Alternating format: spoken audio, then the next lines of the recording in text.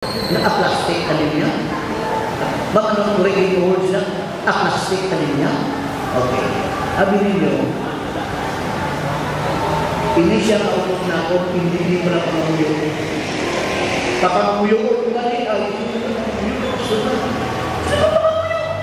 hindi kita pangamuyo, mga kaupot. Doon ka na nag-libras mo pangamuyo. Magkipag-ikot kami, siya pangamuyo, ay hindi kita pangamuyo. O sabihan ka mo. Sa masakit kanyang asawa, kapaluman siya pangamuyo. Galing siya, sino ka namin magagaling pangamuyo? Mga kautulan na lipay ko, may mga katawan na walang nagapakapit sa Ginoo. Kung may mga problema, kaya na nagapakapit sa Ginoo. Sometimes sinalaw sa Ginoo ang mga butang maglambot sa atong kabuhi, tangod gusto niya, kita magpalapit sa iya. Ako na gani, mga hinigong mga ulo kay Kristo, nga ang naging promote ini sa atong General Conference bago daaltan. Tangod gusto nila na kita ng mga katawan maaman sa malapit na pagbalik ni Ginoong Hesus. Kaya kita pirmi nag-worship mga kauturan, isa na ang naghahatag sa atong singso, espirituhano, kag naghahatag sa atong kadasi, sa pagtapos sa punuhaton sa Ginoo. Kaya siya diri, meaning of the altar, the place where we gather to worship God. Isa na kalugar, kasi kita magagpipon sa pagano, sa pagdayaw sa atong Ginoo.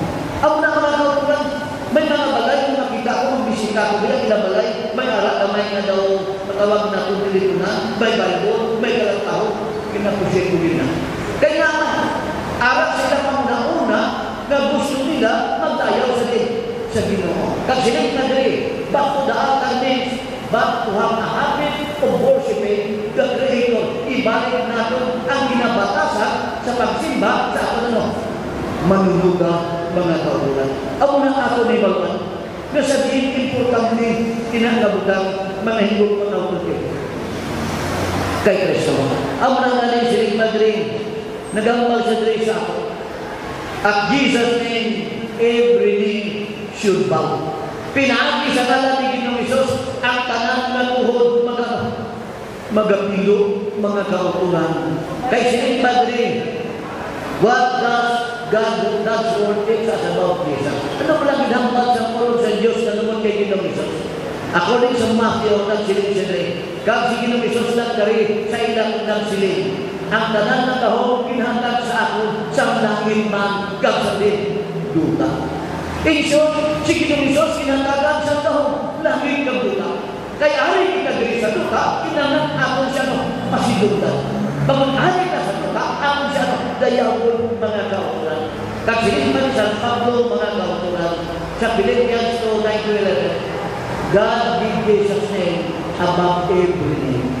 Tuon abin ninyo, wala na sa ibang pangalan, kundi kanan ni sino? Ni Ginoong Hesus. Ang nakalim mga kautulan, si Ginoong Hesus maayon.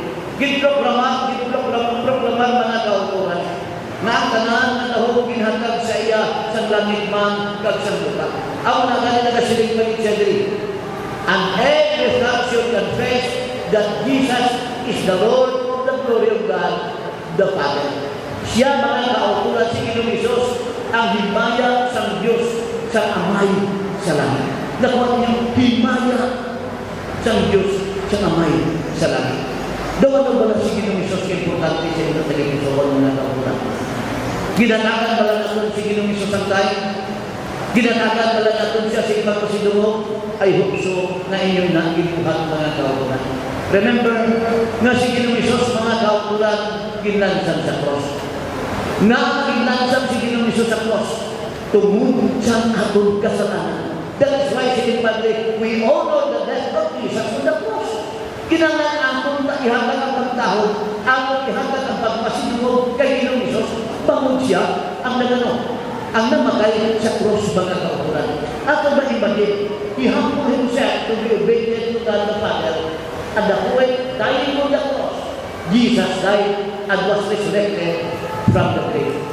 Abing niyo mo ng atong launa. Bisan mapatay ang atong lawas, hindi kita mato. Na, kaya kung si Ginoong Hesus na banhaw, meaning to say, bisan mapatay kita, man-aral sa atong resurrection. Ang natin mga hinigugma upod kay Kristo. Lead us, O Lord Jesus, as Lord mga kautot, our Lord mga kautot. Kay Saint Madrid, we know that everyone in the universe will soon to bow down, to bow to the Lordship of Jesus Christ. Sabi ninyo, karon ang ibang wala pa na nakakilala, pero sa tutuot mga kautot na matinala nila. Na may ara, ibang kang nakagawan na magagubang lahat ng mundi sa universe. Totoo. Every time di masudaka ko ginistoryahan ko pamalandong na yun. Pamalandong na yun. Siling ko ako katuyong sa tuta inikitaw. Ang pinaka-the best na buhaton ako, maayaw ang ato relasyon sa Ginoo. Maayaw ang ato relasyon sa pagkasikataw. Kaya importante. Importante na kabulang na dapat mimo nagnakon pagkahimo. Kaya kung himaluan mga kauturan, meaning to say, to honor is to adore, to respect, and to praise mga kauturan. Kaya kung ginaudor ang Ginoo, kinanglangan siya kayaw. To adore. At ang una na pakilala mga kauturan. Ang pamangkot sa mga panakot siya, kahubang mga hinipot ng mga kaya. I hope akong subong pagkasubukan. Jesus lived in us by His Holy Spirit. Kabantay ka mo. Nakuhanan ang balaan ng Espiritu sa atin. Tilawan kita. Kapag may madagdag na kwarta, hadlog ka mo po Diyos. Hadlog ka mo po Diyos. Masiling ka, makinugwag ka na dagdag. May araiban masaya pamangkuton na siling gusto ka bang magkarano? Yung di pananglitan, nakakita na sa pisaka at aksikis na kwarta. Malipay ka. No, hindi may kwarta na mo. Pero sa totoo, silingo, hindi naging malipay ka ayo. Kaya nga aman, masiling ko karoon ng tagiyan. Sino na nakita sa nakong kwarta? Alam-alam mo bilutin ka. Di ba? Iulit ka pa na mahuyakan ka. Abi ninyo mga kauturan, while narinalikas sa tapusan ng panahon, hindi kita matang. Ang isa kabutang ka na gusto sa Ginoo, magasalit ka sa iyo. Kaya siya magabuling sa akin. Amo na kanya sa inyo dali, Jesus lives in us by His Holy Spirit. And He empowers our surrender. Nakuha ninyo? Amo na nga sige ng Isos na gabuyo sa atin ano. Kabuy! Kapinahis kay Ginong Isos mga kauturan, kinatandog niya kita na kahit nasa diin, ikaw at ako, mga tubyang sa iya mga kauturan. Amo na kanya ako di mga nagasinig-sinig. Why our righteousness is nothing more than filthy rags. Ang atong pagkamataro, mahiglo pa